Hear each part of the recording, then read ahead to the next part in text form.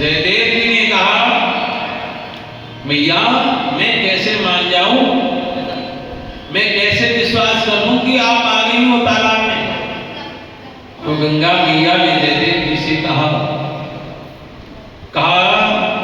जयदेव जी इस तालाब में कभी कमल नहीं खिले। बोले हम नहीं खिले। यदि कल प्रातः काल तालाब में कमल खिल जाए, यदि प्रातः काल तालाब में कमल खिल जाए तो विश्वास कर लो। बोले हाँ तो विश्वास कर लो। कोई बात नहीं, प्रातः काल जब जाकर के तालाब के निकट पहुंचे तो देखा पूरे तालाब में कमल खिले हुए हैं। गंगा मैया को प्रणाम किया, बार बार धन्यवाद दिया। भगवती आपने अपनी वाणी को सत्य दिया और मुझ दास के लिए आप स्वयं तालाब में आकर भक्त के लिए कोई भी असंभव नहीं है। कोई भी असंभव कार्य भक्त के लिए नहीं है जो अपने भगवान से करा ना ले। स्वयं भगवती गंगा मैया तालाब में पहुंच गए। भगत रैदास के जब कठौते में गंगा आ जाती है, बस भक्ति होनी चाहिए। और भक्ति कोई दिखावा नहीं, भक्ति तो भक्त से पूछो उसको अपनी भक्ति में कितना आनंद है, कितनी प्रसन्नता है, कितना आनंद है।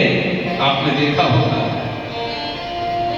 भगवान की चित्त में जो भी झांकी आती है तो एकदम मन आह्लादित हो जाता है और नेत्रों से आंसू भर आते हैं, आंसू छलकते हैं। कभी कभी तो श्री राधा माधव सरकार का हृदय में चिंतन करते हुए, हृदय में भगवान की झांकी को देखते हुए आंखों से आंसू की धार है। और बताओ, सच बताओ, इतना हंसने में आनंद नहीं आता है उतना ठाकुर की याद में रोने में। हाँ, वो रोने की आनंद की जो दिव्य अनुभूति है वो कहीं नहीं जा सकती, सुनाई नहीं जा सकती, बताई नहीं जा सकती। ये तो भक्त का हृदय ही आता है, ये तो स्वयं भक्त ही उसको समझ सकता है। एक दिन भगत जयदेव जी ने, महात्मा जयदेव जी ने मन में विचार किया क्यों न अपने गोविंद की प्रसन्नता के लिए मैं भी कुछ लिखूं।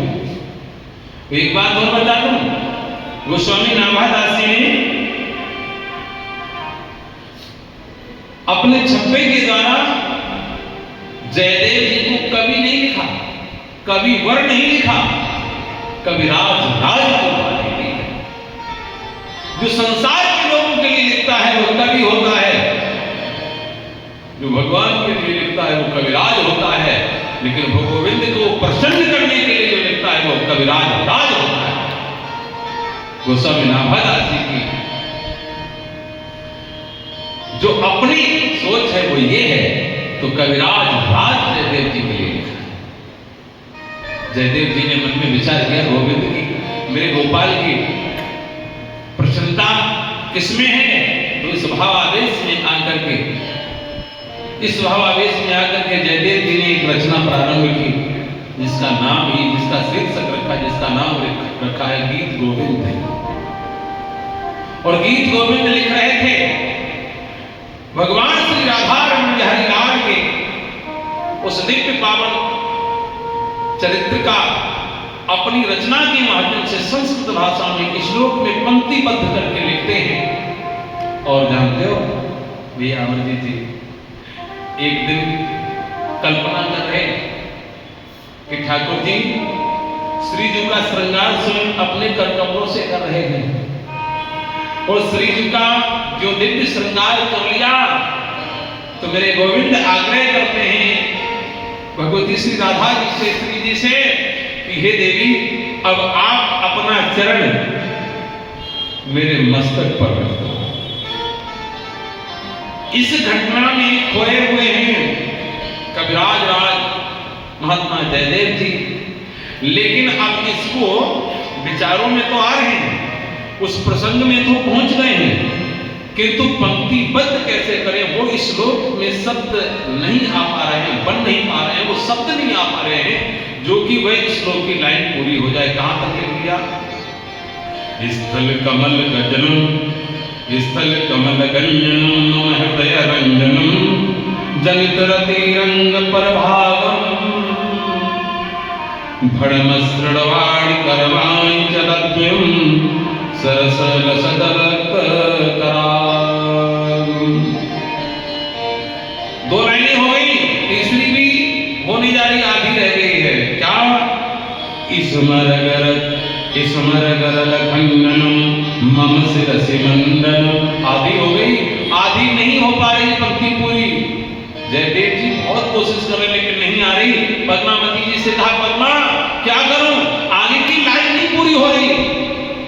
माता पद्मा जी ने कहा, क्यों परेशान हो रहे हो, रख दो, तुम्हारे स्नान का समय हो गया, जाओ स्नान करके आओ। और उसके बाद में बस ठाकुर जी का प्रसाद तैयार हो रहा है, ठाकुर जी को भोग लगाओ, आप भी प्रसाद पाओ, उसके बाद में आ जाएगी मैं। ठीक है पद्मा, ले रख दे, कलम दवात और गीत गोविंद को दे दिया, बोले रख दे, लौट करके आऊंगा तब पूरी करूंगा। इतना कह करके जयदेव स्वामी जी तो चले गए गंगा स्नान करने के लिए। अब ध्यान देने की बात है, देखिए कैसा लीला को तुम रचा है मेरे गोविंद।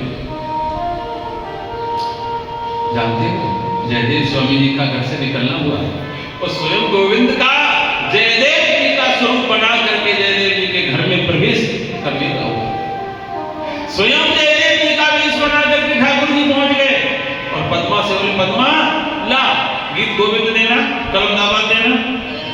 बोले प्रभु आप तो रास्ते से वापस आ गए। बोला याद आ गया, वो लाइन पूरी हो गई, ला जल्दी ला। तुरंत कलम दबात ली, गीत गोविंद लिखा लिया, उसमें वह पंक्ति पूरी कर दी। बोले गोविंद भगवान, वह पंक्ति पूरी कर दी और पंक्ति पूरी करने के बाद में कहा, ले रख दे,